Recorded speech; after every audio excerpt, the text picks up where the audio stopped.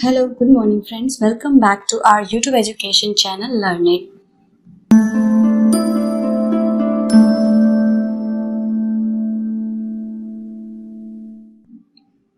जैसा कि आप सभी जानते हैं कि हम लोग लाइफ प्रोसेसेस चैप्टर पढ़ रहे थे, उसका आज हमारा 4th क्लास है।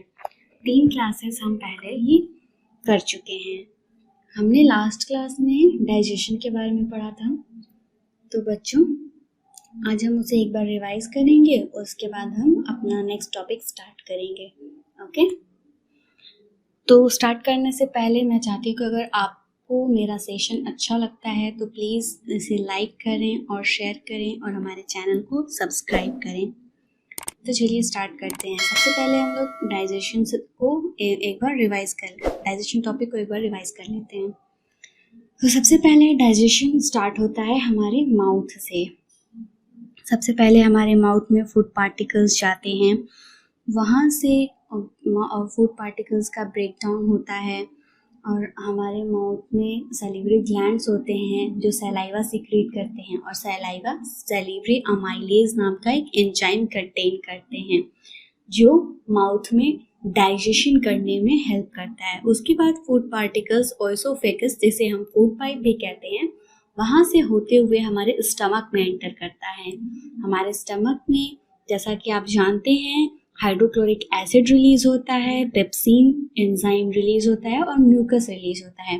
हाइड्रोक्लोरिक एसिड क्या करता है कि हमारे फूड पार्टिकल्स को एसिडिक मीडियम प्रोवाइड कराता है जो पेप्सिन एंजाइम को एक्टिवेट करता है, और म्यूकस हमारे स्टमक के वॉल्स को, हमारे स्टमक के लिनिंग को एसिडिक मीडियम एसिड से प्रोटेक्ट करता है।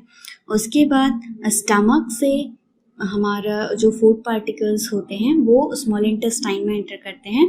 स्मॉल इंटेस्टाइन में फूड का कंप्लीट डाइजेशन होता है। उसके बाद हमारे फूड पार्टिकल्स का एब्जॉर्प्शन भी, डाइजेस्टेड फूड का एब्जॉर्प्शन होता है हमारे स्मॉल इंटेस्टाइन के अंदर ही। हमारे स्मॉल इंटेस्टाइन में के वॉल्स में फिंगर लाइक एक्सपेंशंस होते हैं, फिंगर लाइक प्रोजेक्शंस होते हैं बहुत सारे, जो एब्जॉर्प्शन में हेल्प करते हैं।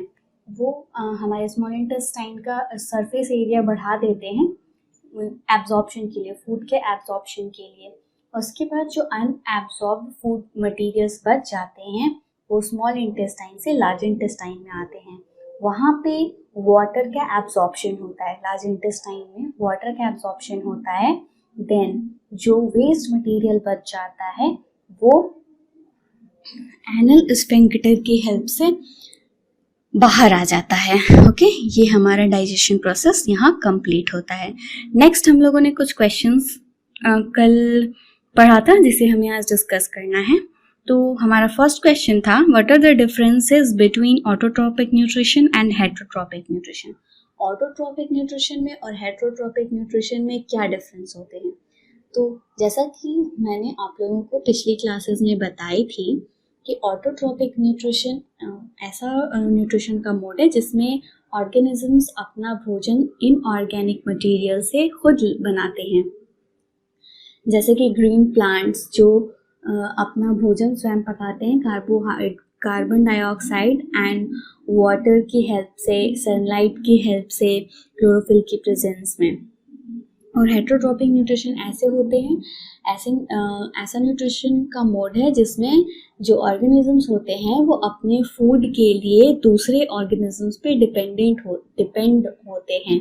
वो अपना भोजन स्वयं नहीं पका सकते, या तो प्लांट्स पे या दूसरे एनिमल्स पे वो अपने भोजन के लिए डिपेंडेंट रहते हैं। और ऑटोट्रॉपिक न्यूट्रिशन मोड को इस्तेमाल करने वाले कौन कौन है?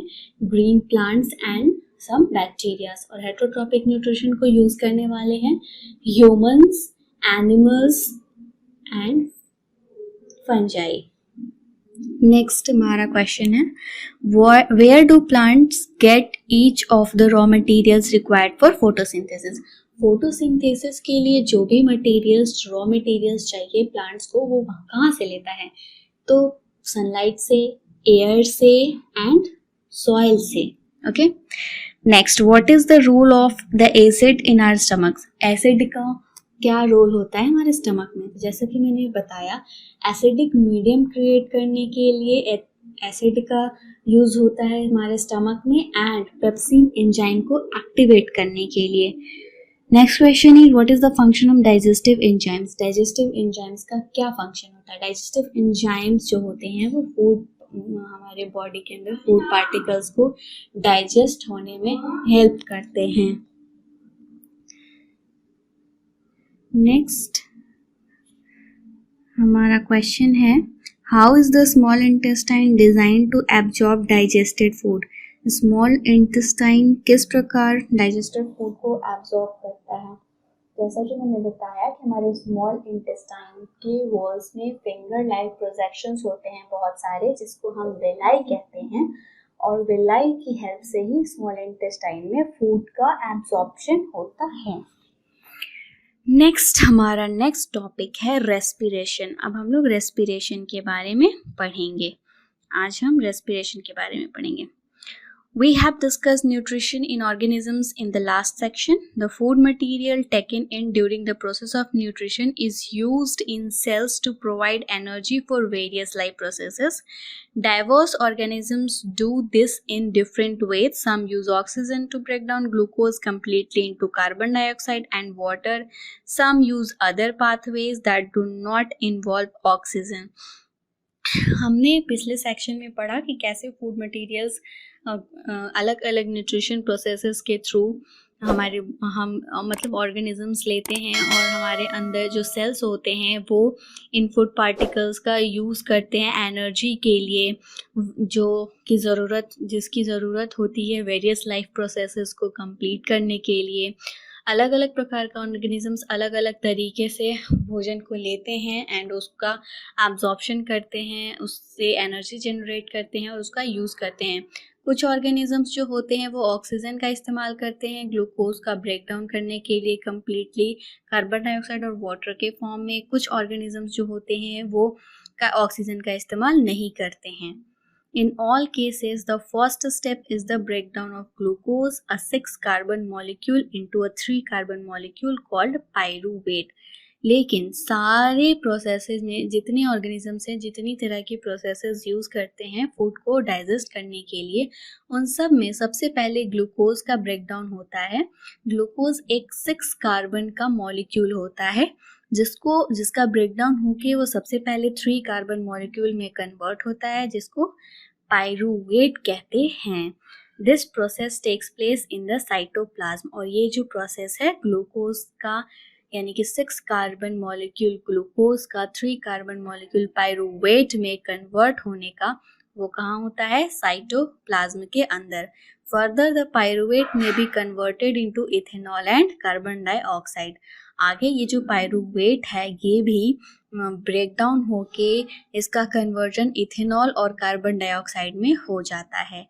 This process takes place in yeast during fermentation. ये जो प्रोसेस है ये ईस्ट में होता है फर्मेंटेशन के दरमियान।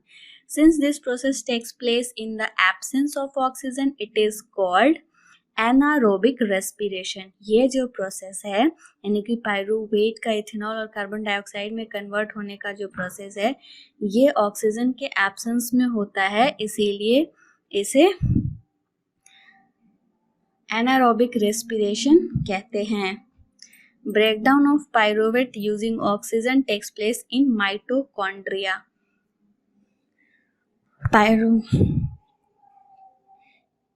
यानी कि पाइरूवेट का ब्रेकडाउन ईस्ट में फर्मेंटेशन के दरमियान बिना ऑक्सीजन के प्रेजेंस के होता है, इसलिए एनारोबिक रेस्पिरेशन कहते हैं हम इसे।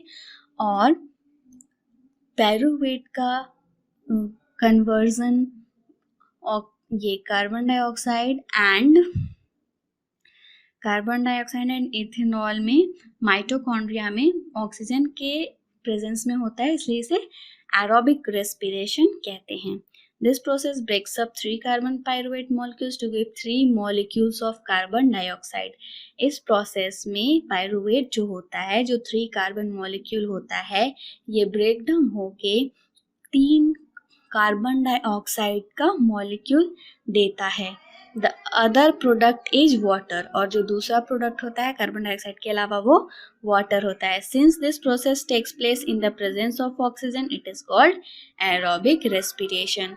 और जो ये दूसरा प्रोसेस होता है जिसमें पायरुवेट कार्बन डाइऑक्साइड और वाटर में कन्वर्ट होता है ऑक्सीजन के प्रेजेंस में, इसे एरोबिक रेस्पिरेशन कहते हैं. एनारोबिक में पायरुवेट किस में कन्वर्ट होता है, इथेनॉल और कार्बन डाइऑक्साइड में. और एरोबिक रेस्पिरेशन में पायरुवेट किस में कन्वर्ट होता है, कार्बन डाइऑक्साइड एंड वाटर में. The release of energy in this aerobic process is a lot greater than in the anaerobic process. जो एनर्जी का रिलीज होता है पायरुवेट के ब्रेकडाउन से वो एरोबिक प्रोसेस में कहीं ज़्यादा होता है एनारोबिक प्रोसेस से. Sometimes when there is a lack of oxygen in our muscle cells another pathways for the breakdown of pyruvate is taken. कभी कभी क्या होता है कि हमारे मसल्स में ऑक्सीजन की कमी हो जाती है, तो उस टाइम दूसरे तरीके से पायरुवेट का ब्रेकडाउन होता है. Here pyruvate is converted into lactic acid which is also 3 carbon molecule. जब ऑक्सीजन की कमी हो जाती है तो पायरुवेट जो है कार्बन डाइऑक्साइड एंड वाटर की बजाय लैक्टिक एसिड में कन्वर्ट हो जाता है, जो कि लैक्टिक एसिड भी एक 3 कार्बन मॉलिक्यूल है. This build up a lactic acid in our muscles during sudden activity causes cramps. और इस तरह हमारे मसल्स में लैक्टिक एसिड बिल्ड अप हो जाता है, यानी कि बन जाता है कुछ एक्शंस के दरमियान, जिससे क्रैम्प्स होते हैं. देखिए यहाँ पे हम दिखा रहे हैं, ये ग्लूकोज है 6 कार्बन मॉलिक्यूल. साइटोप्लाज्म में ये पायरुवेट में कन्वर्ट होता है 3 carbon molecule plus energy release करता है. फिर ये एब्सेंस ऑफ ऑक्सीजन में जब इसका कन्वर्जन होता है तो ये इथेनॉल और कार्बन डाइऑक्साइड में कन्वर्ट होता है और साथ में एनर्जी भी रिलीज होता है. दूसरा, जब ये ऑक्सीजन की कमी में जब इसका ब्रेकडाउन होता है तो ये लैक्टिक एसिड बनाता है और एनर्जी रिलीज करता है. तीसरा, जब ऑक्सीजन के प्रेजेंस में माइटोकॉन्ड्रिया के अंदर इसका कन्वर्जन होता है तब ये कार्बन डाइऑक्साइड और वाटर बनाता है और साथ में एनर्जी भी रिलीज करता है. तो ये 3 तरह से पायरुवेट का कन्वर्जन होता है 3 अलग अलग सिचुएशन में, एक ऑक्सीजन की प्रेजेंस में, एक ऑक्सीजन की एब्सेंस में और एक लैक ऑफ ऑक्सीजन, जहां ऑक्सीजन की कमी है वहां. Okay. The energy released during cellular respiration is immediately used to synthesize a molecule called ATP, which is used to fuel all other activities in the cell. जो energy release होती है cellular respiration के दरमियान वो तुरंत की तुरंत use हो जाती है क्या बनाने में, एटीपी बनाने में, जो कि बाकी एक्टिविटीज जो होती हैं सेल्स की उसको पूरा करने में हेल्प करता है. ATP is broken down, giving rise to a fixed amount of energy which can drive the endothermic reactions taking place in the cell. जो ATP होता है, in these processes ATP is broken down. In processes में जो होता है जिसमें कि cells अपनी ज़रूरतें पूरी करती हैं ATP की हेल्प से, उसमें ATP जो है वो ब्रेक डाउन होके एक फिक्स्ड अमाउंट एनर्जी रिलीज करता है, यानी कि एक मतलब निर्धारित मात्रा में एनर्जी का रिलीज करता है, जो कि एंडोथर्मिक रिएक्शंस होते हैं जो सेल में होते हैं, सेल के अंदर ये होते हैं. अब चलिए थोड़ा सा ATP के बारे में जानते हैं. ATP is the energy currency for most cellular processes. ATP को क्या कहते हैं, एनर्जी करेंसी. बहुत सारे सेल्यूलर प्रोसेसेस के लिए ATP एनर्जी करेंसी का काम करता है. The energy released during the process of respiration is used to make an ATP molecule from ADP and inorganic phosphate. जो रेस्पिरेशन के दरमियान जो एनर्जी रिलीज होती है उसका यूज़ ATP मॉलिक्यूल को फॉर्म करने में होता है, जो कि ADP एंड इनऑर्गेनिक फॉस्फेट से बनता है. ये देखिए ADP प्लस फॉस्फेट जो एनर्जी रिलीज होती है उसका यूज़ करके ATP बनाते हैं. Endothermic processes in the cell then use this ATP to drive the reactions.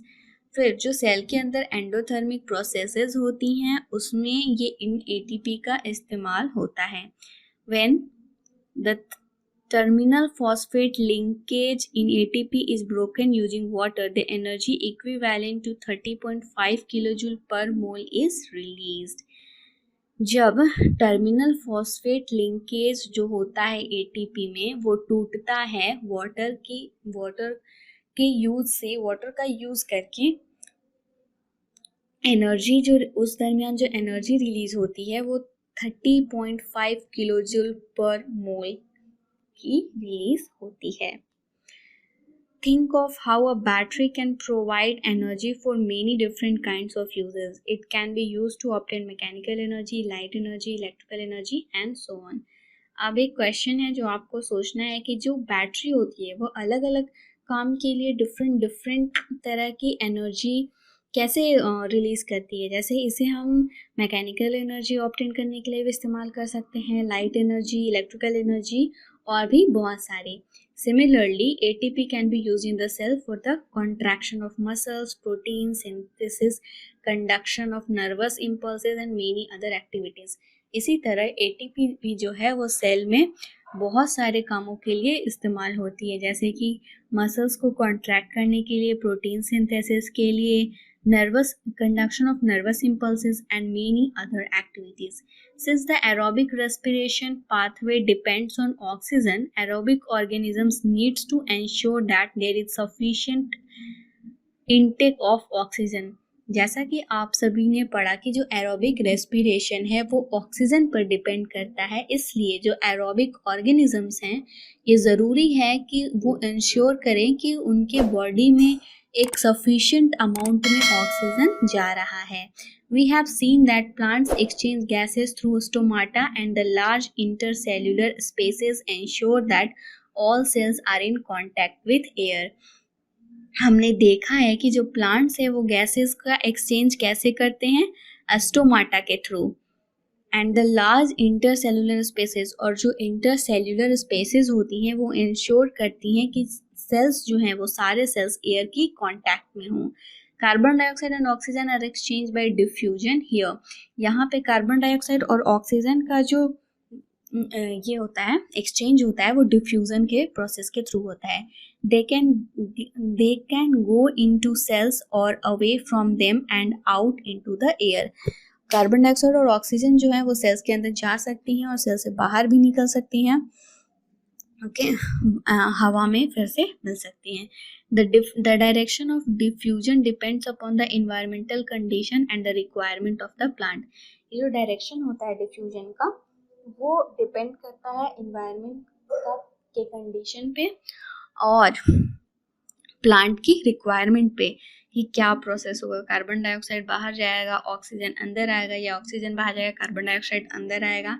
ये डिपेंड करता है कि इन्वायरमेंट का कंडीशन कैसा है और प्लांट की रिक्वायरमेंट क्या है.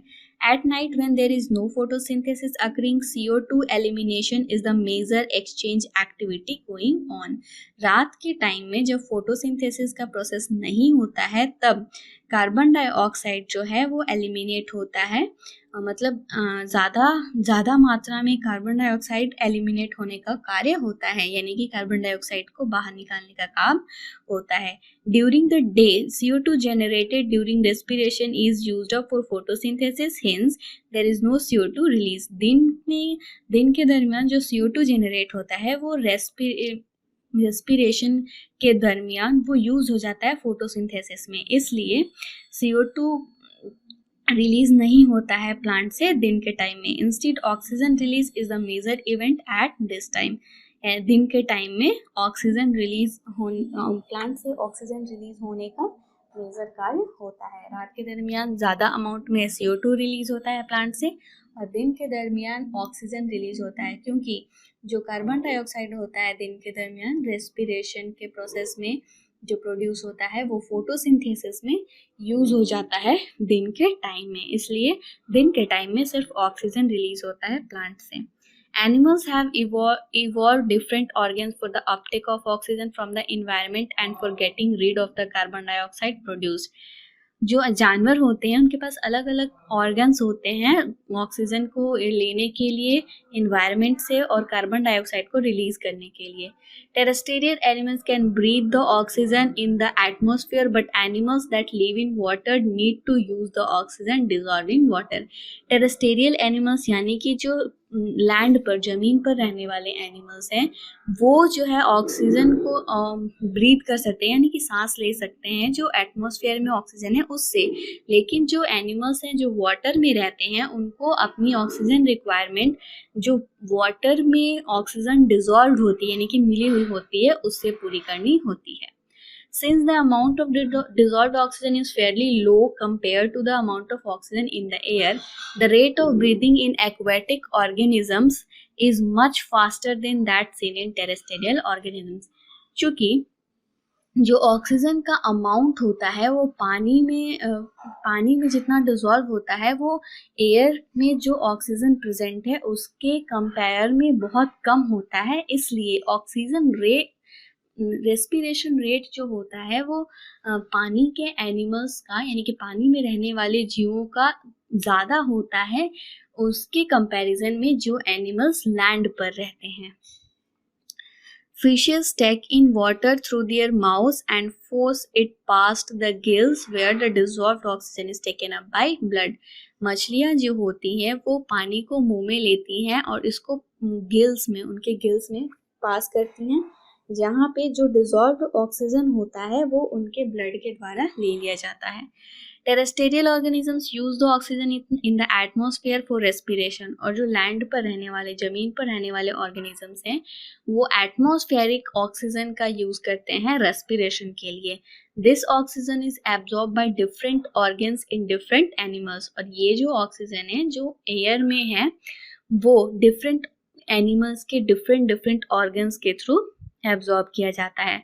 All these organs have a structure that increases the surface area which is in contact with the oxygen rich atmosphere. इन सारे organs का एक structure है जो कि सरफेस एरिया को इंक्रीज कर देता है, उस पार्ट के सरफेस एरिया को इंक्रीज कर देता है जो ऑक्सीजन एटमॉस्फेयर के ऑक्सीजन के कॉन्टैक्ट में होता है। Since the exchange of oxygen and carbon dioxide has to take place across this surface is very fine and delicate. क्योंकि इस सरफेस से हमारे जो ऑक्सीजन और कार्बन डाइऑक्साइड का एक्सचेंज होना होता है, इसलिए ये जो सरफेस होता है मतलब जहाँ से जिस ऑर्गन के जिस पार्ट से हमें ऑक्सीजन और कार्बन डाइऑक्साइड का एक्सचेंज करना होता है वो बहुत ही फाइन होता है और बहुत ही डेलिकेट होता है। In order to protect this surface it is usually placed within the body. इस सरफेस को प्रोटेक्ट करने के लिए जो यूजुअली यानी कि नॉर्मल तौर पे या ज़्यादातर आप देखेंगे कि ये बॉडी के अंदर होता है। So there have to be passes that will take air to this area ताकि इस एरिया से ऑक्सीजन पास हो सके। In addition there is a mechanism for moving the air in and out this area where the oxygen is absorb. एक mechanism भी होता है जिसके थ्रू एयर जो है हमारी बॉडी के अंदर जाता है और उस एरिया से पास होता है जहाँ ऑक्सीजन एब्जॉर्ब होता है। इन human beings air is taken into the body through the nostrils. हम ह्यूमन बींग्स में यानी कि इंसानों में हवा जो है वो नॉस्ट्रिल्स के थ्रू इनटेक होती है, ली जाती है। The air passing through the nostrils is filtered by fine hairs that line the passes. जो एयर हम लोग लेते हैं वो नॉस्ट्रिल्स के जो फाइन हेयर्स हैं यानी कि बहुत ही छोटे छोटे पतले पतले जो हेयर्स हैं उससे फिल्टर होके फिर वो अंदर जाती है। The passage is also lined with mucus which helps in this process. और जो पैसेज है यानी कि जो रास्ता है एयर का नॉस्ट्रिल्स से अंदर जाने का वो वहाँ म्यूकस भी होता है इस प्रोसेस में हेल्प करने के लिए। From here the air passes through the throat and into the lungs. Nostril से फिर एयर जो है वो थ्रोट में जाती है और थ्रोट से लंग्स में।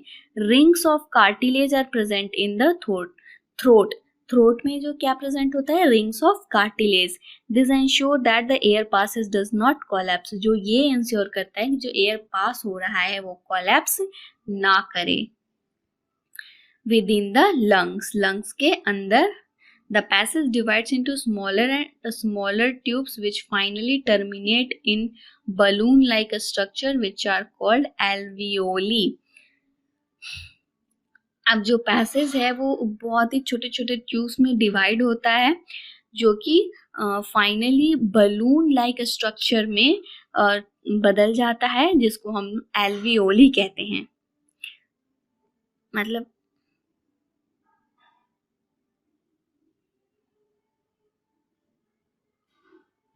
the alveoli provide a surface where the exchange of gases can take place. Alveoli ही वो जगह है जो सरफेस प्रोवाइड करती है गैस को एक्सचेंज होने के लिए. The walls of the alveoli contain an extensive network of blood vessels. ये जो एल्वियोली के वॉल्स होते हैं वो बहुत सारे ब्लड वेसल्स को कंटेन करते हैं, बहुत सारे ब्लड वेसल्स उससे कनेक्टेड होती हैं. As we have seen in earlier years when we breathe in we lift our ribs and flatten our diaphragm and the chest cavity becomes larger as a result.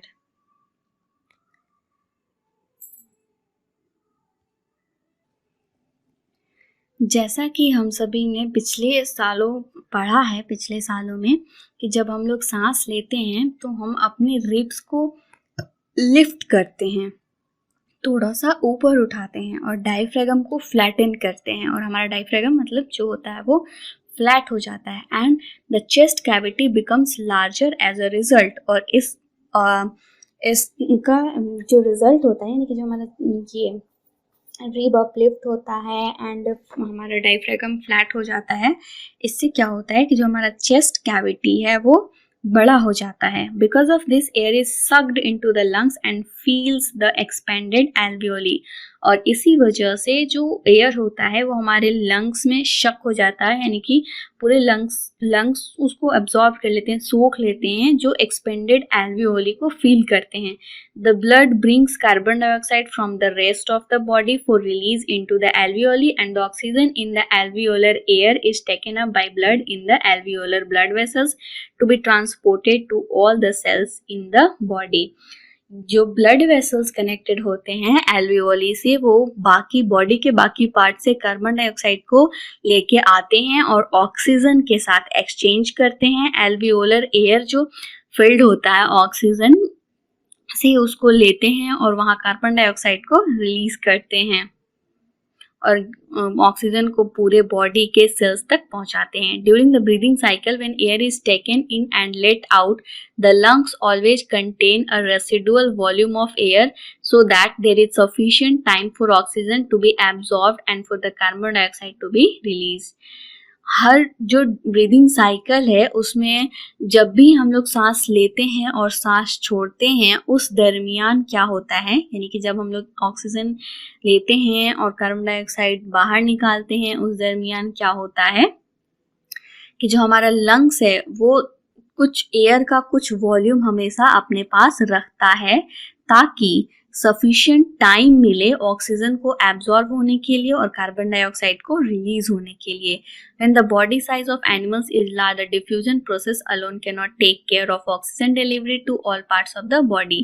जब body size animals का बढ़ता है, बड़ा हो जाता है तो diffusion process अकेला जो है वो ऑक्सीजन की डिलीवरी पूरे बॉडी के पार्ट्स तक नहीं कर सकता. Instead respiratory pigments take up oxygen from the air in the lungs and carry it to tissues which are deficient in oxygen before releasing it.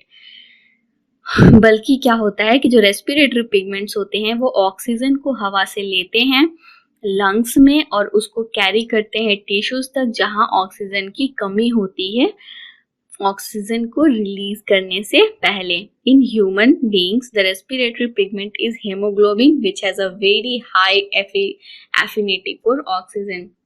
जो ह्यूमन बीइंग्स में जो रेस्पिरेटरी पिगमेंट होता है वो हेमोग्लोबिन होता है जो कि ऑक्सीजन के प्रति बहुत ही ज्यादा आकर्षित होता है. This pigment is present in the red blood corpuscles और ये जो पिगमेंट्स होते हैं हेमोग्लोबिन का ये रेड ब्लड कॉर्पसल्स में प्रेजेंट्स होते हैं यानी कि आरबीसीज में प्रेजेंट्स होते हैं. Carbon dioxide is more soluble in water than oxygen is and hence is mostly transported in the dissolved form in our blood. Carbon dioxide जो होता है वो ज़्यादा सोल्यूबल होता है वाटर से ऑक्सीजन के कंपैरिजन में, इसलिए मोस्टली जो है वो ब्लड में डिसॉल्व होके इसका ट्रांसपोर्टेशन होता है।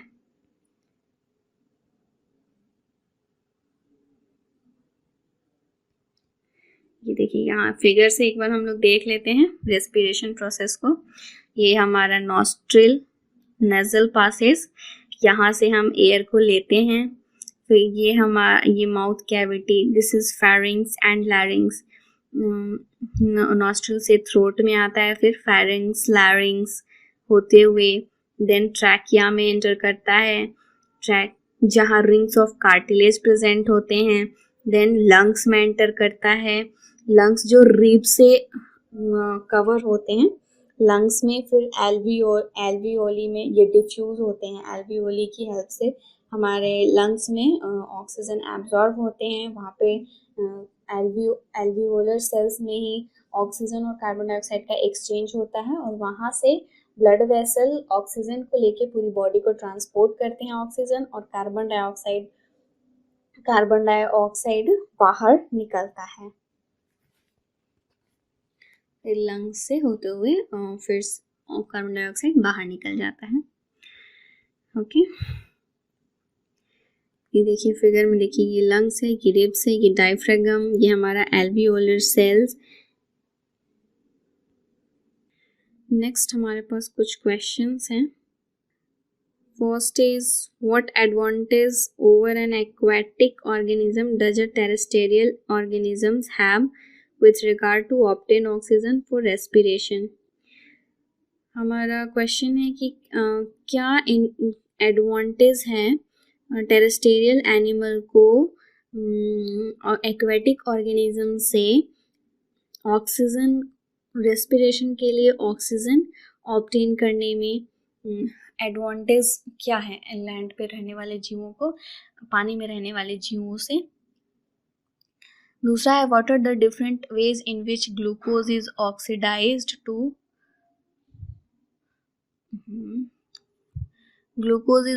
To provide energy in various organisms.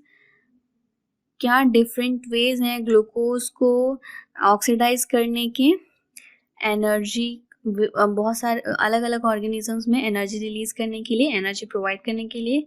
तीसरा है how is oxygen and carbon dioxide transported in human beings, oxygen और कार्बन डाइऑक्साइड कैसे ट्रांसपोर्ट होते हैं ह्यूमन बींग्स में। चौथा है how are the lungs designed in human beings to maximise the area for exchange of gases. Lungs को कैसे design किया जाता है ताकि वो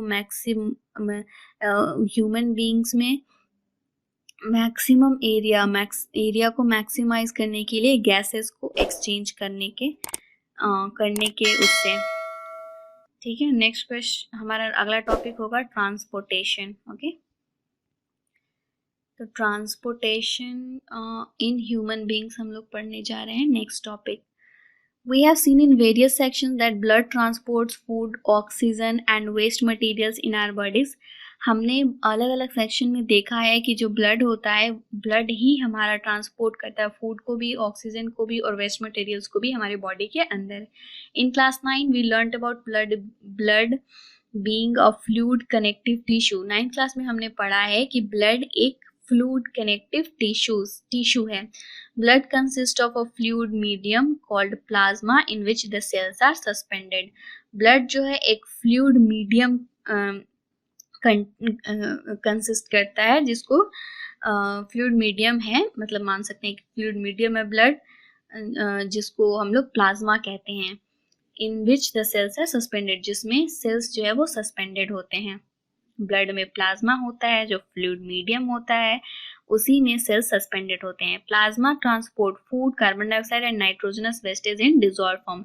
और प्लाज्मा ही फूड को, कार्बन डाइऑक्साइड को और जो नाइट्रोजनस वेस्टेज होते हैं उनको डिसॉल्व फॉर्म में ट्रांसपोर्ट करता है। Oxygen is carried by the red blood cells. Many other substances like salts are also transported by the blood. Oxygen जो है वो आरबीसीज, जो रेड ब्लड सेल्स हैं, उनके द्वारा ले ली जाती है, और भी बहुत सारी सब्सटेंसेज हैं जैसे कि सॉल्ट है, जो बॉडी में ब्लड के द्वारा ट्रांसपोर्ट की जाती है। We thus need a pumping organ to push blood around the body. इसीलिए हमें एक पंपिंग ऑर्गन की जरूरत है जो पूरे बॉडी में ब्लड को पुश करे। A network of tubes to reach all the tissue and a system in place to ensure that this network can be repaired if damaged. और एक नेटवर्क चाहिए ट्यूब्स का जो सारे टिश्यूज तक पहुंचे, और एक सिस्टम चाहिए जो ये इंश्योर करे कि अगर ये नेटवर्क डैमेज होता है तो इसे रिपेयर किया जा सके, ये रिपेयर हो सके। तो यही जो नीड है, यही ट्रांसपोर्टेशन सिस्टम है, जिसमें कि हमें पंपिंग ऑर्गन के रूप में हार्ट की ज़रूरत है, और नेटवर्क ट्यूब्स के रूप में ब्लड वेसल्स की ज़रूरत है। एंड ऐसे सिस्टम का जो अगर ये टूट जाए, चेन अगर टूट जाए, नेटवर्क टूट जाए, तो इसे रिपेयर किया जा सके, वैसे एक सिस्टम की ज़रूरत है। तो सबसे पहले हम लोग पंपिंग ऑर्गन के बारे में पढ़ेंगे। आवर पंप, जो हमारा पंप है, हमारा हार्ट। दूसरा हम लोग पढ़ेंगे ऑक्सीजन का एंटर हमारे लंग्स में। नेक्स्ट है blood vessels and maintenance by platelets and lymph. ये हैं हमारे सारे टॉपिक्स ट्रांसपोर्टेशन सिस्टम के, ओके, जिसे हम कल पढ़ेंगे। तो हम हार्ट स्टार्ट करेंगे कल, ओके। आज के लिए इतना ही, तब तक के लिए आप लोग पढ़िए, क्वेश्चन का आंसर करने का कोशिश करिए, और हमारा सेशन अच्छा लगे तो लाइक करिए, शेयर करिए, ताकि ज़्यादा से ज़्यादा लोगों को हेल्प मिल सके, फ़ायदा मिल सके इसका, और हमारे चैनल को सब्सक्राइब करिए। तब तक के लिए bye bye, have a good day.